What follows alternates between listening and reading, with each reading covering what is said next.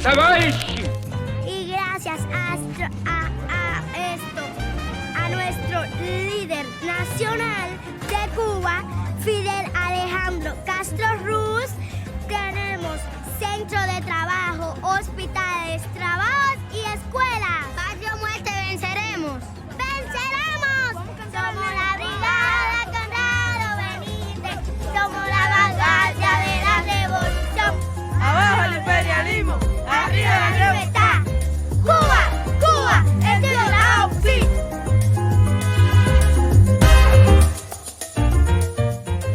The Spanish-American War was not about independence for Cuba, but rather about taking Cuba. The island had long been on the horizons of the American bourgeoisie, with its illegal and legal export of capital. The U.S. was much more industrially progressive than Spain, and a natural trading partner for Cuba. Meanwhile, Cuba was under Spanish colonial rule, and due to this, its Creole bourgeois class was heavily limited, as well as other material conditions you can learn about in my previous video. The point is Cuba had potential, and the Americans saw this, and they were the only ones with the dominant power and the industrial financial capacity to subordinate it. After the Spanish-American War, the United States turned Cuba into its neo-colony. In 20 years, U.S. capital dominated the island far more than any Spanish decree or church could. By 1920, U.S. companies controlled 60 to 80% of Cuba's sugar industry. By 1923, U.S. firms owned 90% of Cuba's mines. U.S. firms owned most of the electricity grid, railroad, and banks. There was political dominance too. The 1901 Platt Amendment allowed for U.S. seizure of land for military bases and military occupation, which was used spontaneously for decades. The United States was also granted veto power in its foreign policies. They supported, funded, and managed two dictatorships, the most notable of the two being Fulgencio Batista. Most of what Batista did, destroying unions, outlawing political opposition, rigging elections, creating death squads, and privatization, was overwhelmingly in the interests of U.S. hegemony and the domestic bourgeoisie. And for that, Cuba received exuberant investment from U.S. capital, as well as lining the pockets of said dictator. Though in Batista's hands, these contradictions came to a tipping point.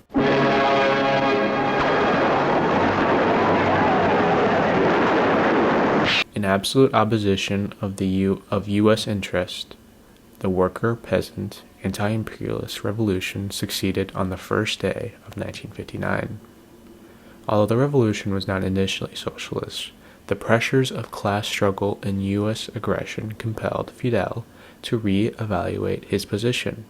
On April 16, 1961, Fidel declared Cuba a socialist nation. Porque lo que no pueden perdonarnos los imperialistas es que estemos aquí y que hayamos hecho una revolución socialista en las propias narices de los Estados Unidos y que esa revolución socialista la defendemos con esos fusiles. In hopes of overthrowing Fidel, Dwight D. Eisenhower imposed partial sanctions against Cuba in 1960. In retaliation, Havana passed Act 851, permitting Cuba to nationalize U.S. property. A full embargo was not enacted until 1962, under JFK's Proclamation 3447.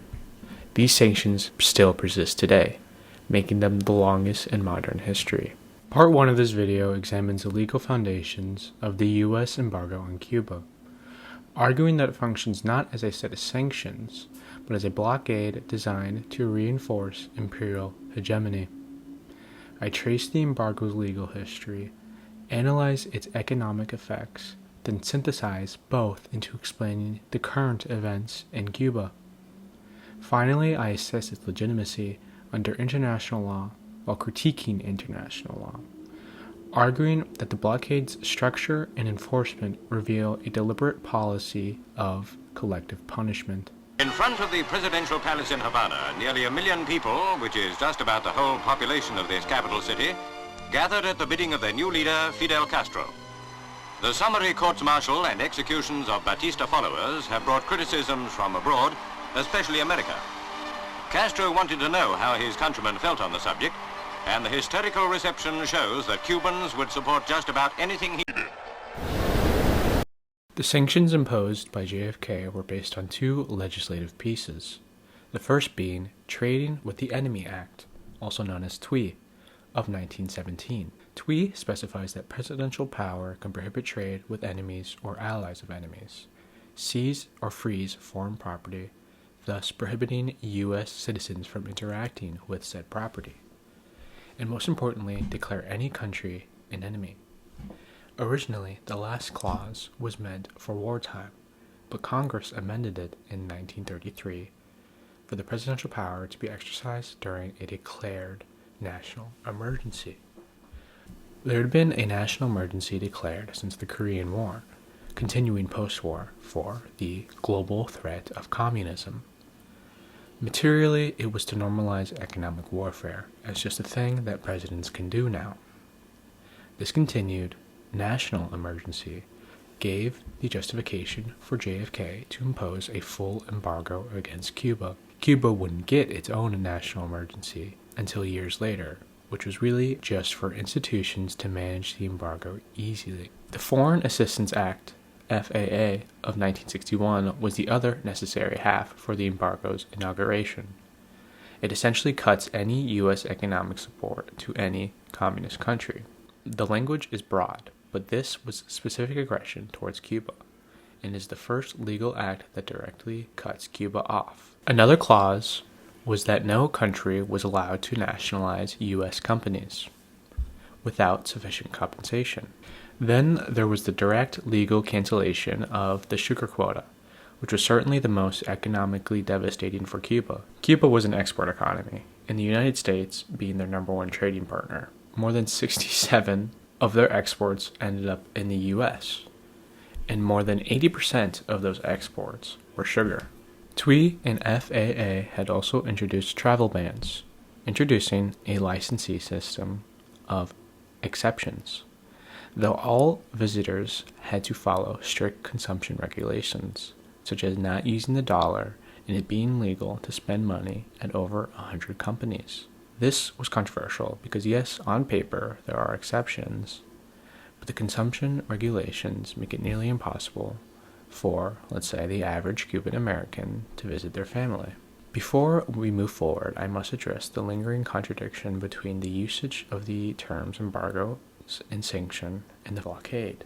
A sanction is an umbrella term used to describe economic punishments ranging from embargoes to frozen assets and travel bans. An embargo is a comprehensive and enforced limit on exchange between involved countries.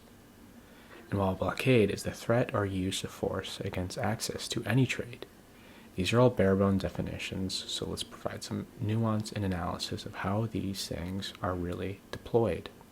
Ultimately, all sanctions are a tool of unparalleled imperial power. St. Lucia sanctioning the United States would leave more confusion for the United States than worry, but vice versa would result in real economic consequences. All sanctions are to bring about some type of imperialist hegemony that avoids the toils or manufacturing of consent of actual war. They work by raising the cost of living and creating political destabilization.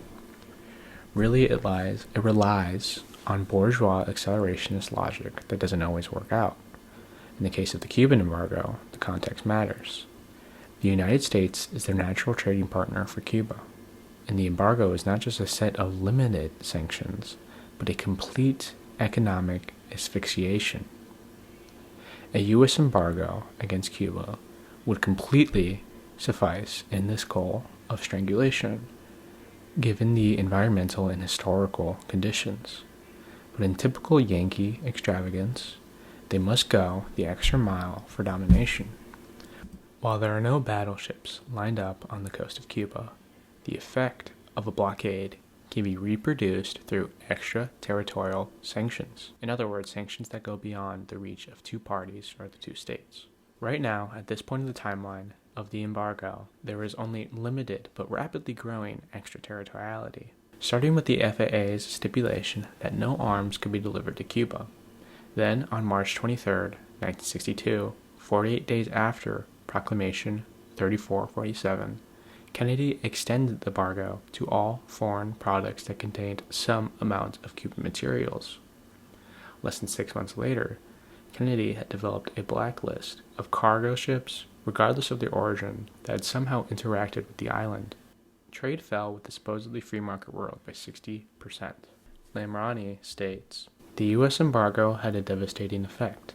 In early 1960, conditions had become critical in many industries due to the lack of spare parts.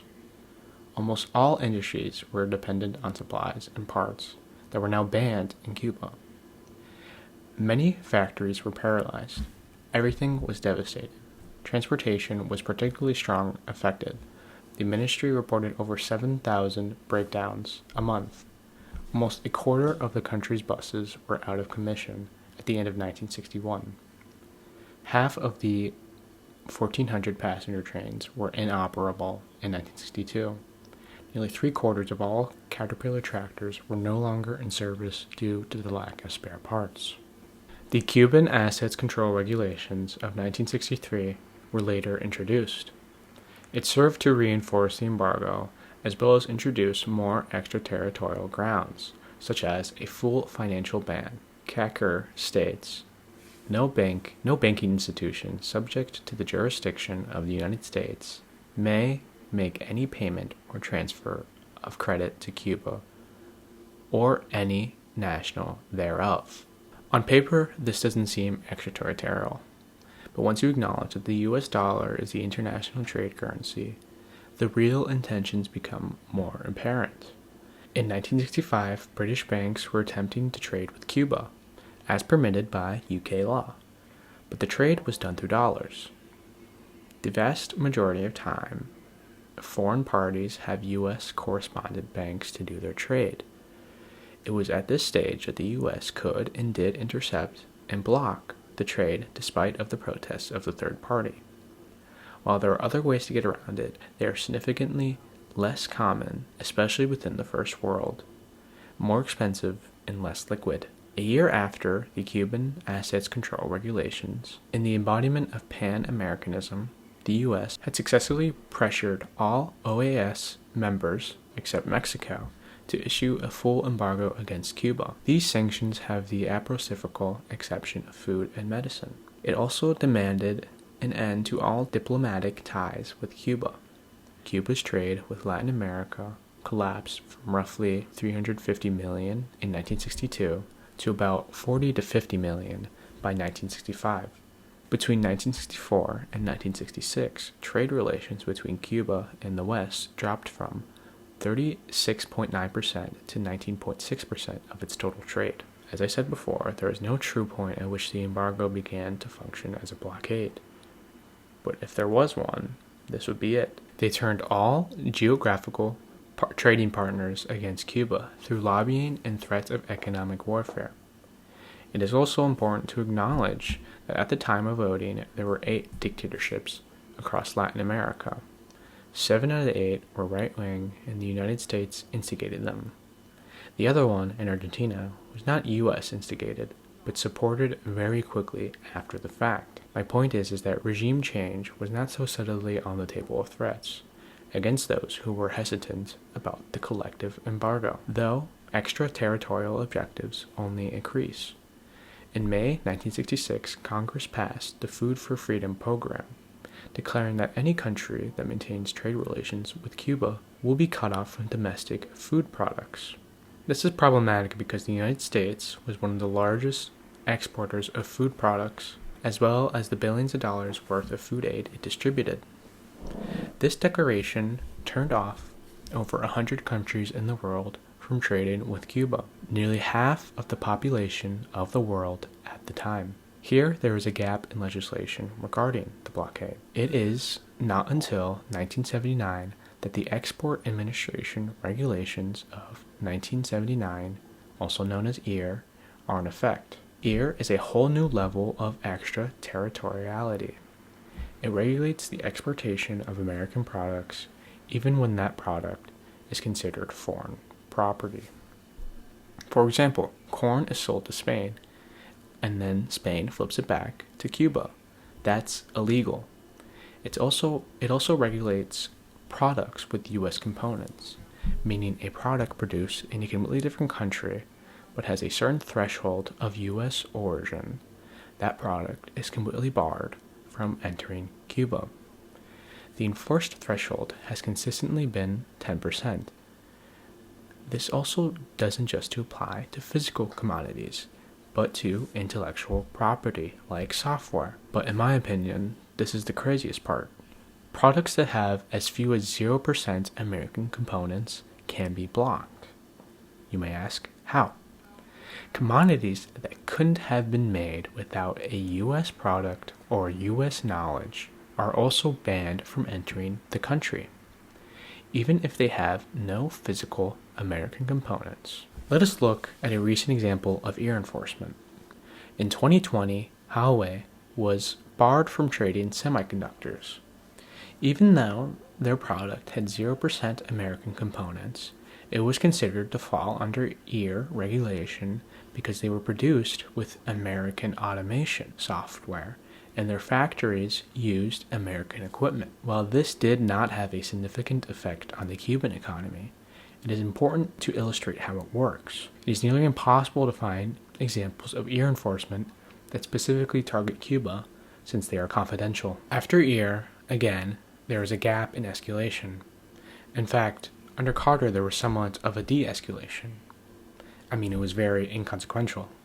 Restoring mail and phone links, ending the tourist ban, but keeping the consumption regulations. Ultimately, it doesn't matter because Reagan ran on a platform of tightening the already choking blockade. He first undid everything Carter had done, then put Cuba on the list of terrorist governments, allowing for greater control over countries that maintain trade relations with Cuba. In 1988, the Omnibus Foreign Trade and Competitiveness Act was passed. It served as a reinforcement of import control, adding several dozen companies to the Washington blacklist. In addition to his blacklist, he created a few years later, in a draconian fashion, of foreign individuals associated with Cuban trade. Here we enter a unique period of the Cuban Revolution, one dubbed the Special Period, and had defined Cuba's economic situation to this day. Che Guevara in 1966 had written critiques of the Soviet political economy. To sum up his analysis, he concluded that capitalist restoration was occurring through a push towards market socialism. He then predicted the fall of the USSR. In 1989, 23 years later, months before the fall of the Berlin Wall, Fidel gave a speech. Porque si mañana o cualquier día nos despertáramos con la noticia de que se ha creado una gran contienda civil en la URSS, o incluso que nos despertáramos con la noticia de que la URSS se desintegró, cosa que esperamos que no ocurra jamás, aún en esas circunstancias, Cuba y la Revolución cubana seguirían luchando y seguirían resistiendo. On December 26, 1991, the USSR collapsed. The consequences for Cubans? An economic crisis on par with the Great Depression. The USSR made up 85% of Cuba's trade, and imports fell from 8.1 billion to 1.2 billion, a reduction of 85.2%. Exports fell by 75%, GDP contracted by 32%, consumption fell by 27%. The average Cuban lost 4.5 kilograms or 9 to 11 pounds. From Washington, the utility of the blockade was argued to be against the Havana-Moscow relations. From this, it would be expected that the blockade would be relaxed. On the contrary, the Torricelli Act of 1992 was passed. also known as the Cuban Democracy Act. The act was essentially a reinforcement of the blockade, as well as closing certain loopholes. It did introduce a couple of new things. A 180-day port ban, meaning that any ship that touched a Cuban port would be barred from U.S. docking for 180 days, making third parties choose between the financial center of the world and a small island that's under its thumb. Another which reveals the true Yankee agenda as a set of conditions for the blockade's resolution. These conditions include free and fair elections, respecting human rights and freedom, implementing free market reforms, and constitutional changes. To be clear, the original manufacturer of consent was the Soviet alliance. Now they're claiming a human rights crisis. Their conditions are mostly irrelevant, but one. Pre-revolutionary Cuba never had free elections. They never had real human rights under the United States. The United States wants a free market in Cuba. To use an imperialist euphemism, they want economic integration. With the Helms-Burton Act of 1996, we see a reinforcement of the previous legislation. Section 6021 of Title 22 of the U.S. Code states, to strengthen international sanctions against the Castro government, to plan for support of a transition government leading to a democratically elected government in Cuba, and for other purposes. With the last two major acts, they did something new, the codification of actions to alleviate the blockade. What this is imperialist opportunism. The special period was of incredible fragility for the Cuban revolutionary government. They had no superpower to back them, and they were in depression. Helms-Burton is a particularly unique act for two main reasons. The first is its expanding extraterritoriality. Title III of Helms essentially privatizes the enforcement of the blockade. It gives the right to sue in specific instances. As I previously mentioned, Castro's government seized American property in Cuba.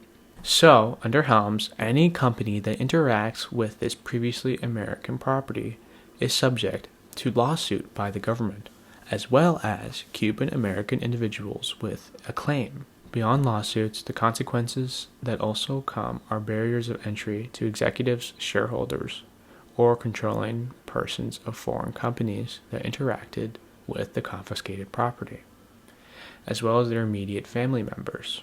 The extraterritoriality becomes clearer when you consider the amount of U.S. capital that previously dominated the island, especially its infrastructure, sugar, and tobacco industries. This title is the backbone of the legislation, yet it was so controversial that the imperialists only made it a looming threat. The title has a built-in renewable waiver every 6 months, and for every 6 months it has been waived until 2019. Trump, in his suffocating intelligence, had been the first president to actually enforce Title III. Then Biden continued enforcing it until 6 days before his term ended. Given the opportunity, Trump reinstated Title III, and that is where we're at today. Despite Title III's controversiality, it was never meant to be a final blow. It was more pressure in an already strangle-held economy. Foreign companies accused of breaking Title III became at risk of lawsuits in U.S. courts, asset seizure risk in the United States, and higher legal and insurance costs. Even when Title III was not in effect, it was still calculated into the risk for foreign investment. In other words, it was always a deterrence. Though, since it has been in effect, over dozens of foreign companies have faced lawsuits, accumulating to $1.9 billion. With 6% interest, that's more than $6 billion in losses. On the other side of Helms' uniqueness is how it transferred its power from the executive to the legislative. Thus far, the blockade has been exercised by the president for 34 years. Helms moves the right to exercise, and more importantly, to waive, to Congress.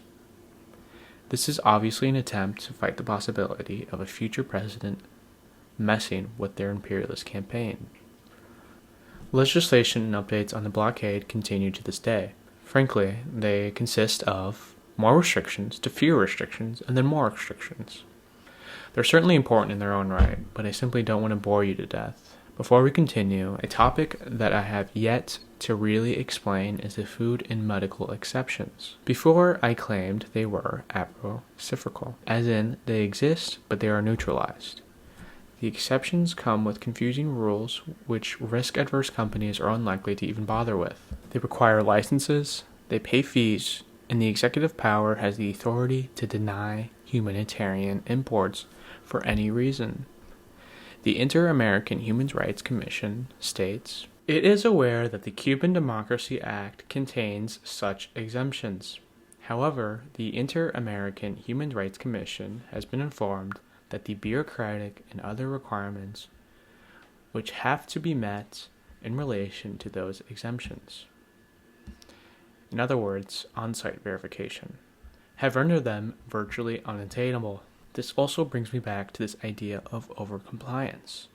That even if products are 100% foreign in their origin and manufacture, and they don't interact with the previously seized American property, or they're even willing to take the 180-day port ban from the U.S., that even if all of those things, that the rules and regulations are made to be so purposely complicated that investors or trade partners are just turned off altogether just by the risk. From all of this, I have illustrated that the blockade has not been a static exercise since 1962. I show the escalation of its overbearingness to delegitimize the Cuban regime. What begins as executive discretion under trading with the Emergency Act hardens into statutory permanence through the Cuban Democracy Act, and ultimately the Helms-Burton Act. Over time, the blockade evolves from a trade restriction into a system of global economic coercion enforced through financial dominance, secondary sanctions, private litigation, and political pressure on third countries. I've established the legal foundations, but have only briefly discussed their effects. The next section turns from statutes and jurisdiction to consequences. How this regime of extraterritorial economic warfare has shaped Cuba's development, distorted its trade patterns, and constrains access to finance and technology. You flying in a Russian airplane, Fidel? Simply because Soviets are our friends, and here you took our airplanes. Cuba claimed in its yearly study at the UN General Assembly on the necessity of ending the economic, commercial, and financial embargo report to have cumulatively lost over $134 billion since the beginning of the blockade. They also claim that if you gold index that to account for depreciation of the dollar, it would be over $1 trillion. These numbers are not to be taken as something as solid as, let's say, a GDP figure, nor can they be used to say something like Cuba would be $134 billion richer if it wasn't for the embargo. But this number needs critique and nuance. While the full methodology of the study has not been released, it's not a black box.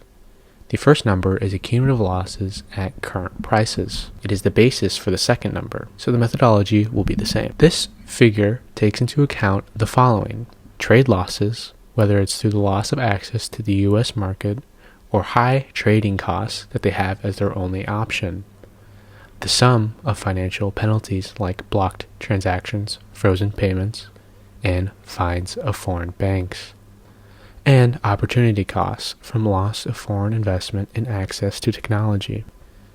The liberal critique thus far is the counterfactual speculation used in this methodological process. In other words, the difference between what has occurred and what is assumed to occur is speculation. And don't get me wrong, this is a valid critique, but not one that can be fairly unapplied to Cuba's report solely. It is the basis of embargo literature. Then the critique moves to the counterfactual speculation that it's too pessimistic, as in it assumes the political economy has no domestic policy errors, institutional constraints, or external shocks. That also may be true, but it is also the basis of embargo literature. The fundamental limitations of embargo literature only seem to hold up when their agenda is supported. Optimistic counterfactual speculation is obviously the contrary to pessimistic, meaning it assumes the least responsibility of the embargo.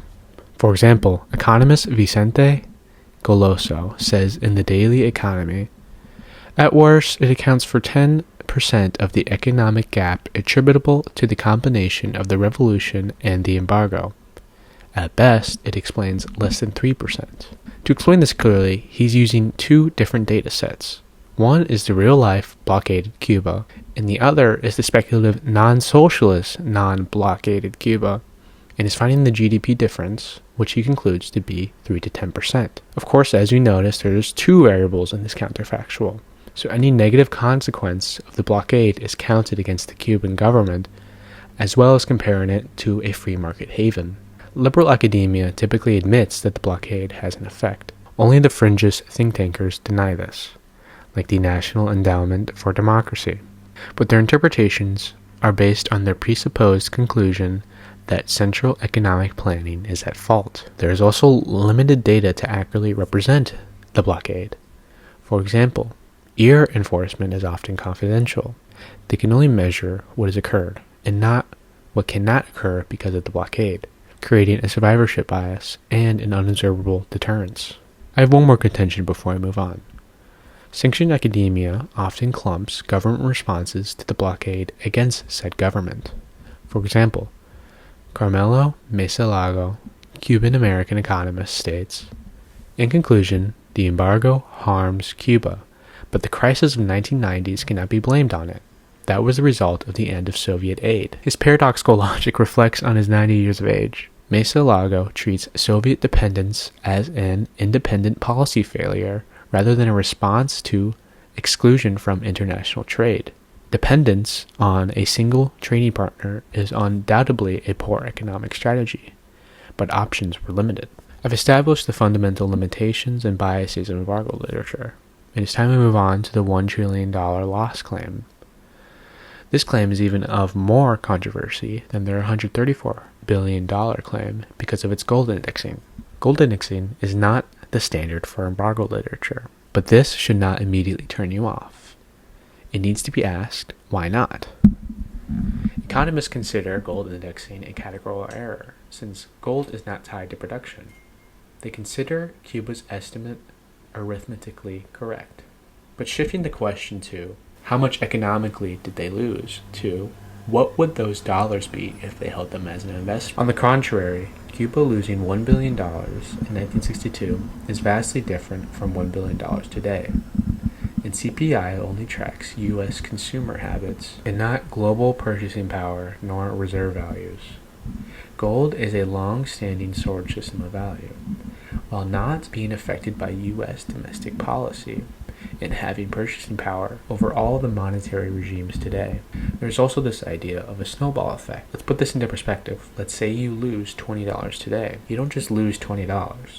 You lose what that $20 could have been invested in.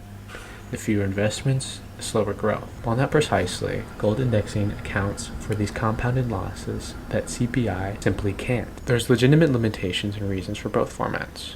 And really, the point I have been trying to get across while discussing these figures is that there's no way to measure such a complex impact. Liberal academia has its own agenda.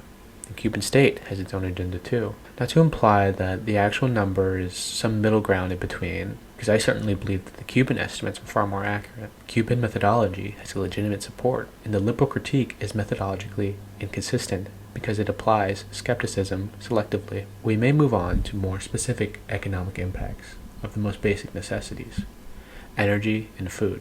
I use these two specifically because they have been the main struggles for Cubans in their revolution. I also use them to illustrate the simple effects of the blockade. It is important to keep in mind that the logic that I examine these sectors with apply to all of the vitalizing sectors of the Cuban economy, like healthcare, water, shelter, clothing, transportation, and more. And frankly, the embargo against Cuba must stand, if for no other reason than if it does stand, he will come down. He will tumble down, and it'll finally happen. If this government opens up Cuba before Castro is gone, the country will become wealthy again. The country will become wealthy again. The country will become wealthy again. The blockade's effect on energy creates a cumulative effect. If there's limited energy for production, then there are less exports, thus less currency trade, then less financial opportunities. And then it loops back to the difficulty of getting more energy. Energy is a core necessity for sectors of any economy. To harm energy is to harm agriculture, infrastructure, healthcare, etc. It is the principal sector. In the Soviet alliance era, the Cuban electrical grid was stable. The beginning of the revolution had some issues with the grid because they initially received 98.4% of the main electrical grid's oil from the United States. It was then quickly subsidized by the USSR's oil. Before the revolution, only 56% of Cubans had electricity. By 1980, that number became 94%. Nearly 100% of Cuba's oil needs came from the USSR. By 1985, the Soviet Union exported 260,000 barrels per day to Cuba, though it is important to mention that a portion of these barrels actually never even made it to Cuba. This is because the Soviet Union helped Cuba in a way for them to get currency exchange. In some instances, the USSR would sell to third parties, typically throughout Europe, and put the revenue into a Cuban bank. In 1983, this accounted for 40% of all of Cuba's convertible currency. I mention this for two reasons. A, there is a narrative floating around that Cuba deceptively re-exported the Soviet oil, and B, to highlight that not all of the 260,000 barrels per day made it to Cuba. With the USSR's generous subsidies, there came an over-reliance on oil. Today, Cuba depends on oil and other fossil fuels for 91% of its power generation. There was a major attempted collaboration with Cuba and the USSR by building the Juragua, a nuclear power plant in Cienfuegos that used two VVER 440 reactors. This would have produced 5.78 trillion watts per hour. Annually, it would have been 2/5 of their electrical grid in 1989, though this never finished because of the USSR's dissolution. The special period was the lowest point for Cuba generally, but coinciding this with the multiple hurricanes that struck it during its depression, the energy grid completely failed. Blackouts were daily, ranging from 8 to 20 hours. The recovery process included increasing their own oil production, as well as the 2000 Comprehensive Cooperation Agreement between Venezuela and Cuba. This was a major turning point for its recovery. While merely looking at the distribution does not show the quality of the electricity, this shows the total electrical production annually. As you can see, there's a significant recovery, even surpassing its maximum capacity in the Soviet alliance era. Also taking account the 2006 energy revolution, which successfully maximized energy efficiency throughout Cuba, which I'll cover in part 2, proves the recovery more potent. Blackouts continued in this period of recovery, but in shorter durations, more localized, and fewer times. Usually these blackouts are symptomatic of things more like maintenance issue or individual plant malfunctions rather than a grid-level failure due to lack of production. Autumn from the Cuban Solidarity Organization states, in 2006, Cuba installed 1,854 diesel and fuel microelectrical plants across the country, representing more than 3,000 megawatts of decentralized power in 110 municipalities. This virtually eliminated the blackouts that plagued Cuba in 2004. In fact, in the years 2004 and 2005, there were more than 400 days of blackouts greater than megawatts that lasted at least an hour. In 2006 and 2007, there were 3, all of which were in 2006. This is a better rate than in most industrialized countries. The 2000 agreement had that Cuba would send medical, technical, and professional services for oil. At the peak of their trade, Venezuela sent 100,000 barrels per day from 2009 to 2013, though this began to decline after the 2014 oil crash, which severely affected Venezuela. By 2005, Venezuela's share of oil imports fell to 22 to 29%. My point is that Cuba still does not have energy sovereignty. Thus, it's very susceptible to global events. In 2025, Cuba produced 33% of its oil needs, equating to roughly 40,000 barrels per day. I don't think it's very wise for a country so restricted to continue its dependence on trade. But then again, there's not much of a choice. Keep in mind that the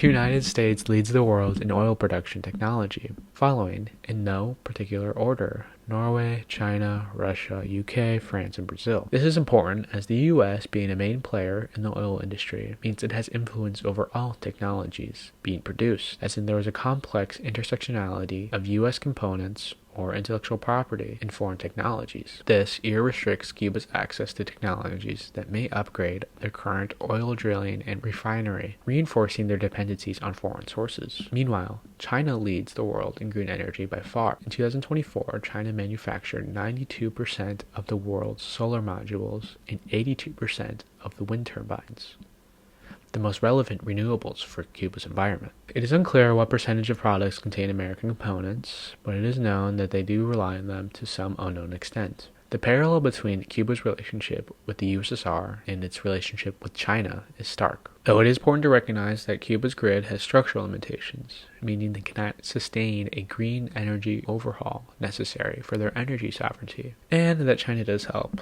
a little bit. Ultimately, for a complete restructuring of Cuba's fossil fuel reliance, it needs complete restructuring of its outdated grid, which runs in the same problems of foreign currencies, access to financial institutions, and insurance. Here, and at many other points, the cumulative effect of the embargo really highlights. The direct opportunity costs from the blockade have opportunity costs of their own. From the overpriced goods they have not much choice to buy, to the delayed shipments, these affect all sectors of the economy and the standard of living for the Cuban people. If anything, with the collapse of the Soviet Union and the end of Soviet subsidies to Cuba, the embargo is finally having the effect on Castro that has been intended all along. The 2001 Trade Sanctions Reform and Export Enhancement Act, TSRE, permitted agricultural exports to Cuba. I know what you're thinking. I thought we were done with the embargo history. And to that I say it fits better here, and it's my video. These reforms were lobbied by big agriculture. At the time, Cuba was easing out of its special period that had marked that decade. The nation's precariousness had drawn these interests to make some money. Big agriculture has a lot of imperial interests across Latin America, particularly the Caribbean. For example, the American colony of Puerto Rico has roughly 90% of its food imported, with federal and local law strangling the ability for the island to grow its own food, making it dependent on big agriculture. On this front, Puerto Rico and Cuba are in very similar conditions. They are both small islands affected by imperialist constraints to grow their own food. Though the imperial techniques are different, they both show that U.S. economic integration does not guarantee food security. Cuba's limitations obviously come from the blockade. China, Israel, the Netherlands, Australia, and unfortunately the United States lead the world in agricultural development technologies. And even though China is its own sovereign country and a top trading partner for Cuba, in this area they are significantly limited because of Many advanced agricultural technologies rely on globally integrated supply chains that often include U.S. origin components, which trigger the export control restrictions. Due to this, Cuba's Green Revolution collapsed, so to speak, making its own agricultural production primitive and thus limited. Their Green Revolution began during the Soviet Alliance era. They did inherit agricultural technologies then,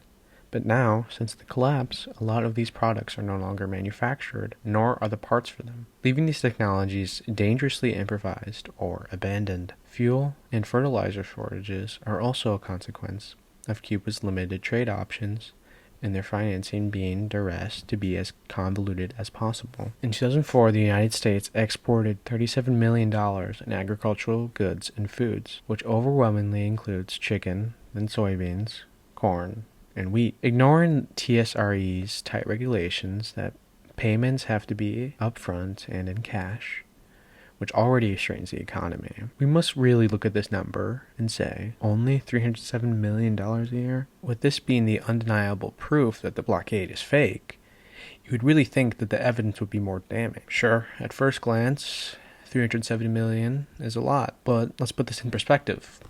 Cuba is an island of roughly 11 million people with a rationing system. This 370 million roughly turns into $370 per inhabitant a year. Now let's look at Puerto Rico, an island of 3 million people, which receives about $1.5 billion of food imports, making it roughly $500 per year, which is also not an impressive number either, which is why Puerto Rico faces food insecurity rates of about 30 to 40%. While of course Cuba gets food imports from other countries, the US makes up 10% of all food imports, meaning that from food imports alone, they get $310 per person a year. Cuba gets 80% of their food from imports, meaning the other 20% brings it to about $387 per person a year. Though due to Cuba's rationing system, its food insecurity rates are slightly lower, with much less to work with. Assuming Cuba's GDP is accurate, it's estimated that 12.8% of people are food insecure, which is on par with the United States at roughly 13%. Although the Food Monitor Program reports that 1 in 4 Cubans skipped a meal a day in 2025. The point I'm illustrating with my per capita analysis is the relatively small scale of these imports. While the per capita analysis has many limitations, like commodity export value isn't equal to retail value, though the retail value analysis has more practical applications to Puerto Rico than it does Cuba, since Cuba has a principally more egalitarian rationing system, which also relates to the idea of distribution that per capita can't capture. That is also why I included food insecurity rates. In 2025, Cuba estimated it takes $1.5 billion to support the ration system. Keep in mind that the ration system is really the bare minimum. It is not uncommon for there to be food exchange outside of it, nor is it that food can't be bought outside of it either, whether it's because they were too late to the store and they ran out, or they simply can't afford it. The point I'm illustrating is that the 1.5 billion mark is the bare minimum of the bare minimum. According to the Observatory of Economic Complexity, in 2024, Cuba imported $621 million in animal products and $324 million in vegetable products, adding up to $945 million, while FAO stat finds their total agricultural production being $2.26 billion. Keep in mind that all of this food may not be distributed to humans, as they may need to be recycled back into agricultural inputs or may even spoil. Then that food may not even be distributed to Cubans, as they could either be exported or put into the tourist market so they can finance the libreta and other social services. It is important to recognize the dual system of commodified and decommodified food and its unequal distribution is a result of the Cuban government's limited ways for financing. Historically, Cuba has been the only Latin American country to eliminate child hunger, though recent events have changed this. Also crucially, the blockade forces Cuba out of its natural market and into more distant, more expensive ones, inflating shipping costs above what one would usually pay, resulting in systemic overpayment. Cuba pays 15 to 30% more on shipping costs than the world scale. In some cases, Cuba pays significantly more on foodstuff depending on what it is. The American Association for World Health stated in the report titled Denial of Food and Medicine. For example, wheat is currently purchased from the agro-industry at a price of $25 to $28 per ton, freight included. But the same quality grain would be available from U.S. suppliers for half that, $13 per ton. Though a big contention I foresee developing with my claim, in this example specifically, is that this is nearly 3 decades old. To that I say, true, but there are also no clean examples of this one, mostly because the research isn't there, or it's too convoluted to articulate academically. But what I can say confidently is that show me proof that things have changed for this to no longer be the case. Show me that Cuba now has access to cheaper suppliers or doesn't have shipping distortions nor financial isolation. That overcompliance is not factored into prices like how it was before. The blockade is a system, and those systems have systems that evolve and adapt. Cuba pays more for less. $945 million in food imports is not the same quality or quantity that it is in the United States. Until now, I've focused on the loss of sustainable imports from the blockade. I'll quickly address the loss of agricultural exports and the loss of alternate finances. Understandably so, the Cuban agricultural exports focus on what I like to call the Cuban vices: tobacco and liquor. Rolled tobacco and raw tobacco make up 43% of their exports. Adding liquor adds up to about 50.6% of the total exports to 2023 to 2024. In 2018, Havana Club lost $90 million from it being removed from the U.S. markets. To wrap things up, U.S. agricultural trade with Cuba happens despite political hostility, because export markets are necessary for profit.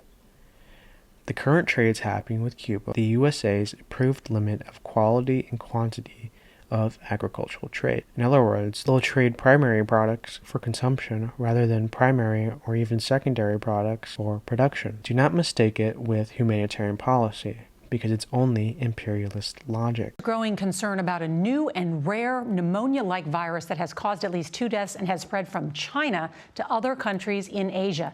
And federal health officials don't want it to spread here, so they are screening passengers arriving from central China at... COVID-19 was the final blow to an economy recovering from stagnation. Before we talk about Cuba's current recession, we must talk about the conditions that led up to it. In 2019, Cuba's economy grew by a healthy 2.2%, recovering from the 2016's growth of 0.5%. Though there is more, Cuba's energy sector had been struggling a bit before the recession due to a couple reasons: lower production of oil and lower imports of oil. The reason for their lower production are mostly due to a lack of spare parts from either the Soviet period, which are hard to come by, or the pre-revolution period, aka US parts. Obviously, the other constraints I've mentioned a million times play a huge role, but a unique problem Cuba has comes from their thermoelectric plants. Before the fall of the USSR, these plants had reliable income of refined oil, but after, these plants became pretty much useless. Then, Cuba started drilling their own oil, but their oil is extremely crude. The Cubans innovated their thermoelectric plants to use crude oil, a unique Cuban invention. But it came with a shortened lifespan of these units. Cuba's electric generation infrastructure had begun to see the consequences of this adaptation a couple of years ago. These two factors combined led to the domestic decrease in oil production. The lower shipments of Venezuelan oil had also put pressure on the economy, but it was nothing unmanageable. Coming from a peak of 100,000 barrels per day to roughly 63 barrels per day in 2019. The lower shipments came from a multitude of reasons, from Venezuela's own production slowing to U.S. pressure on Venezuela and the lack of finances on Cuba's part.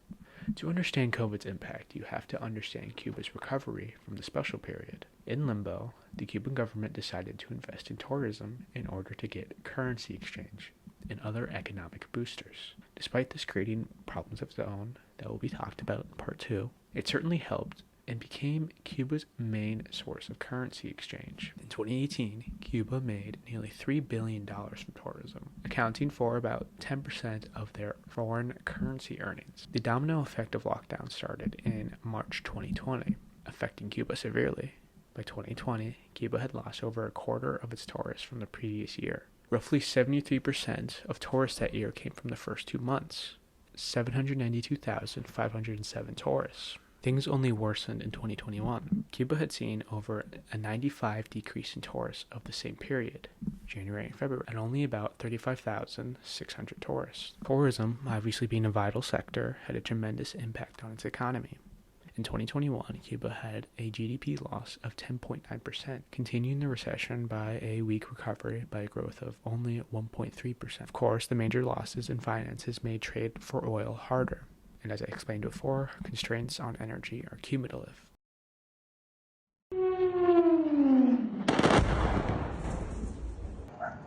Ay, no.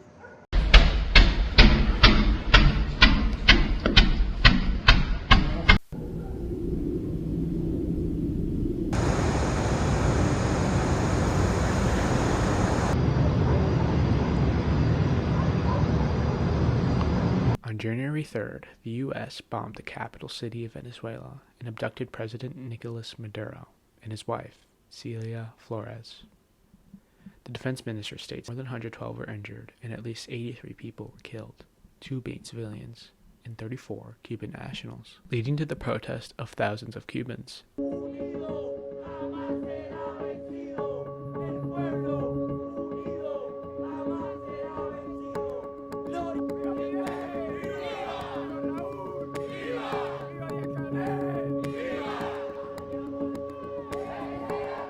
Now, the USA supervises Venezuela's oil trade and handles profits direct. Immediately after, oil exports to Cuba fell from 90,000 barrels per day to 35,000 barrels per day, with some reports suggesting a complete cessation. I do believe I'll be having the honor of taking Cuba. That'd be good. That's a big honor. Taking Cuba. Taking Cuba in some form, yeah. Taking Cuba. I mean, whether I free it, take it, I think I could do anything I want with it. You want to know the truth? They're very weakened. 26 days later, Trump signed an executive orders to impose tariffs on countries that trade oil with Cuba. This is a clear act of extraterritoriality, coercion, and economic warfare against Cuba. And it worked. Cuba quickly began to experience immediate decline in electrical production, falling 25% lower than the level in 2019. Provinces are experiencing daily blackouts up to 20 hours a day, and the capital is experiencing blackouts up to 14 hours a day. SOS, Cuba is going through another general blackout, the second one in 1 month. 100% of the island is in the dark. A week ago, we experienced one that affected at least 10 provinces in the country. However, this one is affecting the entire island. This outage affects everything: residential houses, institutions, businesses, hospitals, schools, and even hotels. Only places with solar kits will be able to work this day. Before working on this recording, I was just moving my food to the coldest part of the fridge so it doesn't go bad really fast. I gathered some water for essential tasks and also checked all the lamps at home and made sure they're fully charged, as well as my generator. We never know how long this will take, and we never know when it starts either, so there's nothing we can do about it. I am really worried about my country and my people, but at the same time, I choose to stay positive and trust that everything will go back to normal. Refrigerated foods have spoiled, transportation has fallen, water pumps aren't operational, trash collection has collapsed, leading to outbreaks with diseases like dengue and chikungunya. While hospitals struggle to even have light, school and work have been shut down. While this has been ongoing, the United States deployed a vast military presence in the Caribbean, the largest since the Cuban Missile Crisis, seizing nearly a dozen oil tankers, with more than 4 en route to Cuba. These oil shipments have come from Venezuela, Colombia, and Russia. On February 20th, another executive order was signed by Trump to suspend the energy blockade. This came at the head of growing insecurity in all of the Caribbean and international condemnation. There are important caveats to this. It should not be treated as a de-escalation entirely, though it technically is. It's more like 5 steps forward and 2 back. The coercion to bar any energy trade is gone.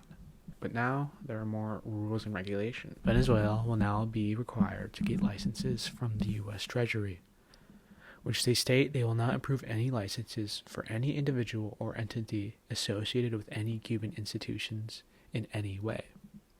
They are also not permitting the use of Cuban banks to finance these fuel cells. It's also important to mention that, by effect, Cuba's product-service barter deal with Venezuela has and will continue to be dissolved, forcing them to pay full market price for all of their oil needs. Now, with the USA's current hostility towards Iran, the market price of oil has risen, and it will most likely continue to rise in the near future. It's unclear how much the new rules will actually alleviate pressure in Cuba. I personally think they will function the same as the other food and medicine exemptions that only exist nominally. Overcompliance due to complexity, ambiguity, and the presence of U.S. military will triumph over solidarity or profit. Mazovian Socioeconomics. 0.000% of communism has been built. Evil child-murdering billionaires still rule the world with a shit-eating grin. All he has managed to do is make himself sad. He is starting to suspect Krasmezov fucked him over, personally, with his socio-economic theory. It has, however, made him into a very smart boy with something like a university degree in truth. Instead of building communism, he now builds a precise model of this grotesque, duplicitous world.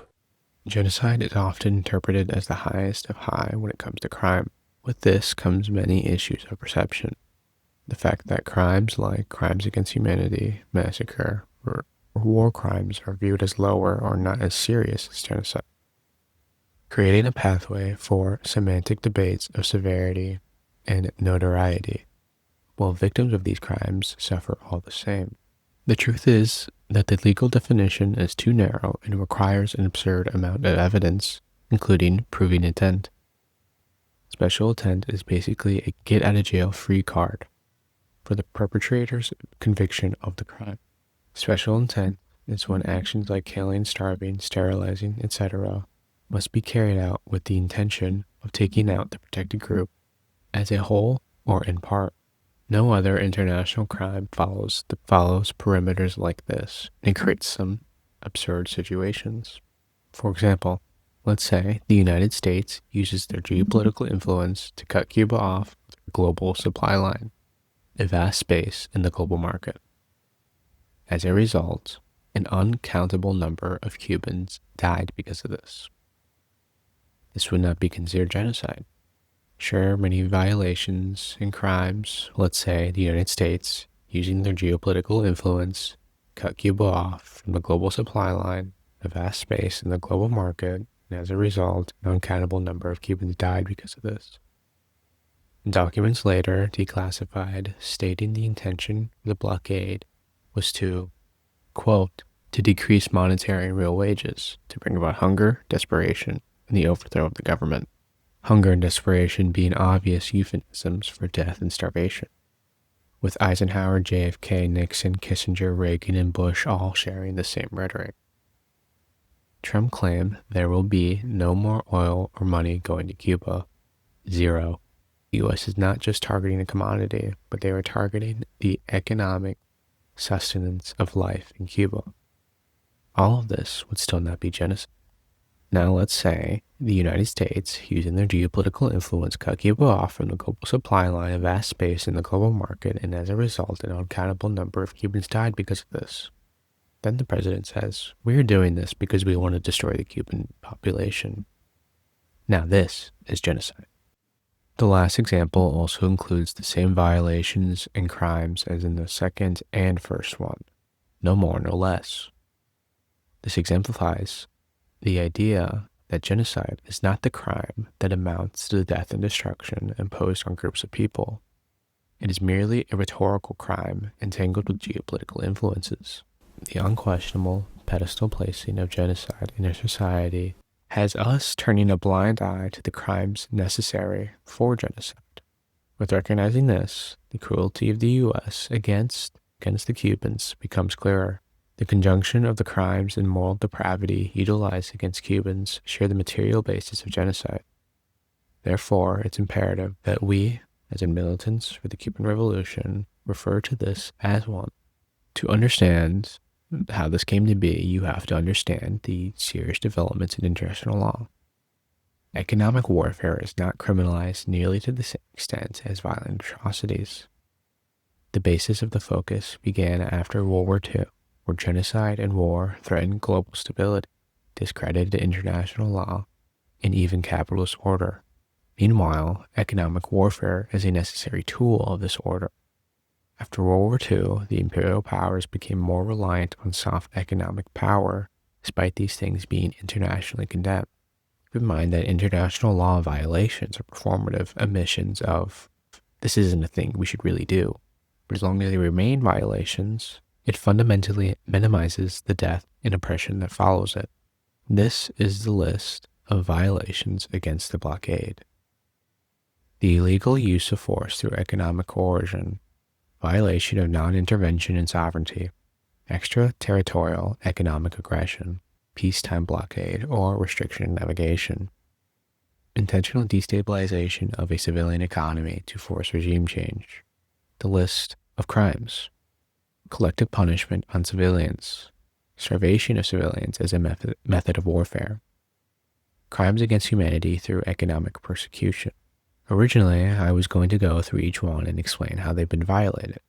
But if you've been paying attention at all, it's clear that an argument has already been made for all of them throughout the essay. All this is to say that the legal concept of genocide is constructed in a way that excludes certain forms of structural violence. And this is to not disrupt the global capitalist order, because they rely on these forms of violence. And in the case of Cuba, this structural violence is centralized against them by the United States. Imperialismo es una palabra que puede ser que es un imperio, apoderarse de un lugar, de un país, de algo. Como ellos querían controlar a nosotros, a Cuba, nos querían controlar, pero Cuba no dejó que lo controlaran. Cuba, since the Spanish-American War, has been under the thumb of the United States, a victim of imperial dominance and then aggression. The blockade is often framed as mostly U.S.-centric, or in other words, that they can trade with other countries. While I proved that the history of the blockade shows a desperate extraterritorial escalation over decades, today, the blockade in Cuba is the longest in modern history, and one of the most comprehensive in shaping trading, finance, shipping, and even the ability of other countries to do business with the island. All this in the self-admitted hopes of producing hunger, desperation, and the overthrow of the government. Despite the blockade, despite economic crisis, and despite the collapse of its largest trading partner in the early 1990s, the Cuban revolutionary state still exists, political institutions still function, and its people continue to claim sovereignty through the project that began in 1959. To understand how the revolution has survived, you must understand Cuba's political and economic institutions and the project. What is shallowly framed as endurance is actually organized resistance. So we must shift our focus inside of Cuba. Are you a communist? Well, wait for the history.